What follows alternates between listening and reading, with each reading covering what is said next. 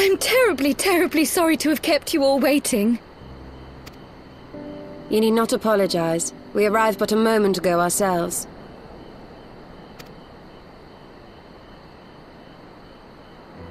Pray, allow me to introduce Krile, who has recently come from the Sharlayan motherland. She has generously offered to assist us. Oh, please, think nothing of it. A trip to Eorzea was long overdue. You must be the Warrior of Light. Yes, you certainly do look the part. A pleasure to meet you at last, miss.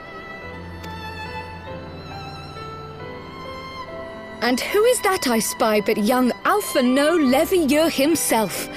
I dare say someone's grown an ilm or two in my absence. Or are those lifts in your boots?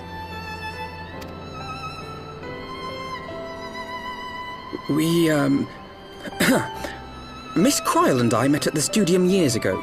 I shall forever be indebted to her for her sage guidance. It was no small task keeping him out of trouble, believe you me. The youngest ever to enter the Studium, him and his sister, 11-year-old prodigies. Suffice it to say, social graces were not among his list of talents.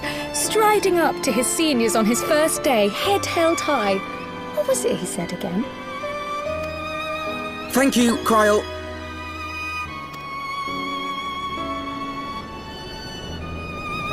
For what? I haven't finished yet. Would you care to attempt a more dexterous deflection? Mayhap we should save this delightful conversation for a more fitting occasion, when pressing matters do not demand our undivided attention. A bit much, but better. I can tell you have been putting your skills to use here in Eorzea. Henceforth, I trust you will dazzle me with your eloquence at the first time of asking.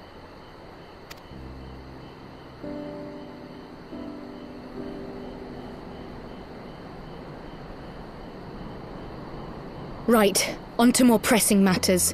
Finding Minfilia and the other missing scions. I gather you have new information to share with us. A new approach, actually. Tataru recounted the tale of your escape, and it gave me an idea. Simply put, assuming Thancred left some manner of trail when you whisked him away, as is almost always the case with teleportation magics, I am confident I can find and follow it. Then what are you waiting for? The wherewithal to do it. The fact is, my abilities aren't quite up to the task. Not in themselves, anyway. If I had Master Matoya's crystal eye, on the other hand... Then let us all call on her forthwith. I think it best that you explain your plan to her in person.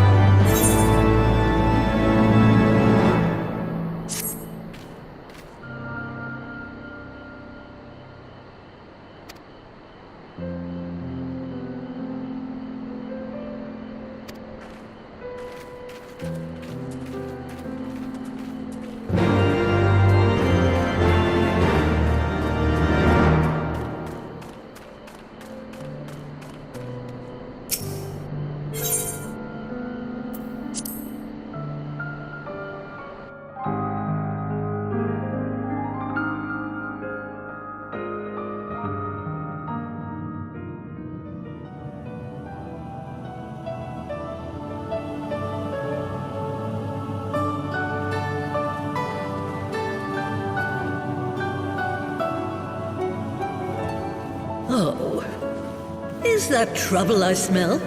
Or did you forget to wipe your boots on the way in? Forgive us, Master Matoya.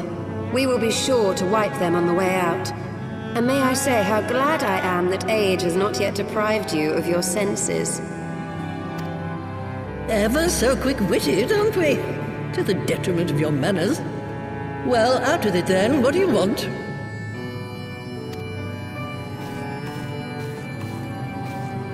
Pray, allow me to introduce myself, Master Matoya.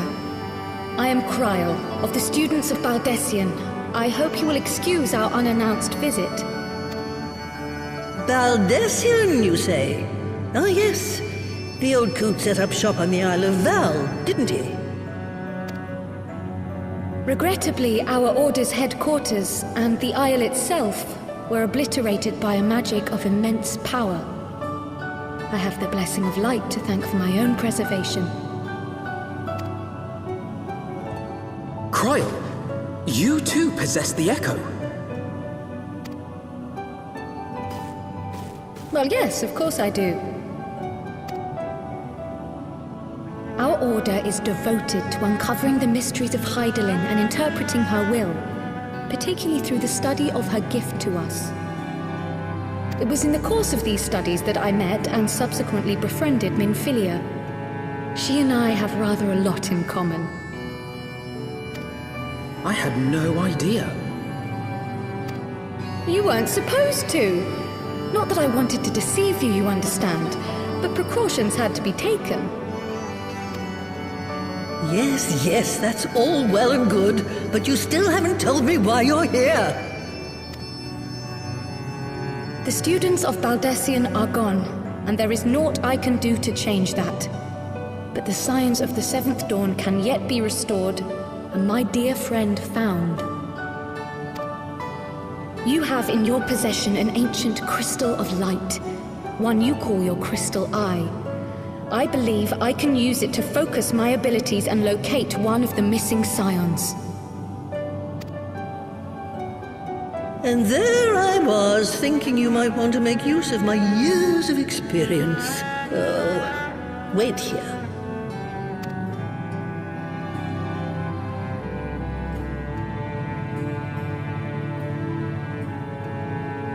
Long did I ponder the nature of this crystal and its familiar radiance, but never did I suspect it was a crystal of light. On the cusp of an umbral calamity, souls blessed with the power of the Echo invariably appear. To aid these, her chosen warriors, Hydaelyn bequeaths to each a slither of her strength in the form of a crystal of light. But as her strength wanes, so too does the potency of her gifts. This crystal, born of an earlier era, is infused with a power far greater than those of this age. You could travel the length and breadth of the land and not find a crystal even a fraction as pure. Its value is beyond measure, as are the risks inherent in its use. No two manifestations of the Echo are alike. I, for example, can converse with beings of every shape and size, excepting beasts, contrary to what others would have you believe. Language has nothing to do with it, of course. Rather, I am sensitive to the whispers of the soul. Their intent, their very essence even, the traces of which serve to guide the elementals to Y'shtola. Far-fetched though it may sound, I believe that with your crystal eye, I may be able to pick up where they left off and follow the remaining trail to Thancred. That is, if I have your permission.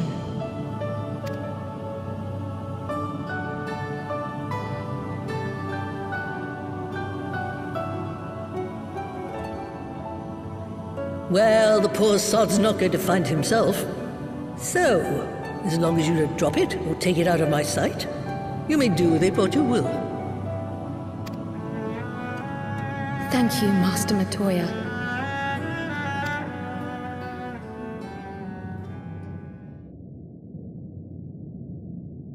Then let us begin.